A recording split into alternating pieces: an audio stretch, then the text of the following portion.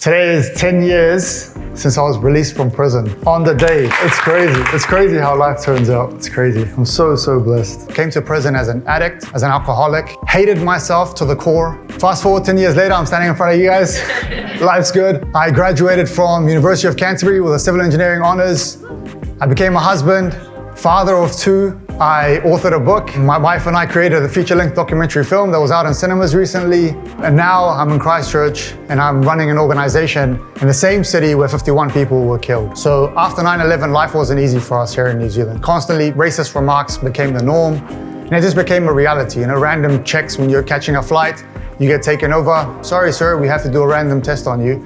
So I started to hate the world. I started selling drugs to people.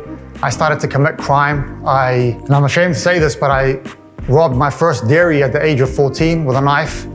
I ended up in prison at the age of 18 for all the things that I had committed.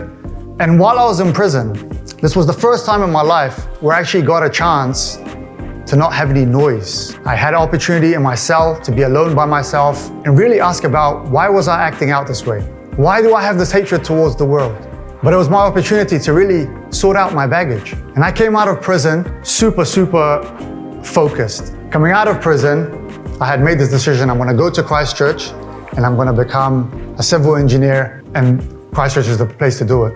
A couple of weeks into my role, March 15 happens. Two young people who I had the privilege of mentoring, Hamza and Sayad, in a leadership program that we're working on. They were in Masjid and they were killed. And when you go through an experience like that, your world really shakes. I was fortunate enough to go to prison and discipline myself and discipline my mind. So when something like that happened, I didn't fall to pieces.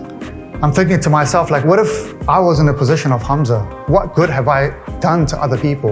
And I made a vow to myself that I was gonna do something about this. I'm not just gonna let a situation like this go by. So my wife and I came up with this idea. We said, we're gonna go to Afghanistan and establish 51 micro businesses in honor of the 51 lives that were lost. We came back with footage, we created a film, and we showed New Zealand.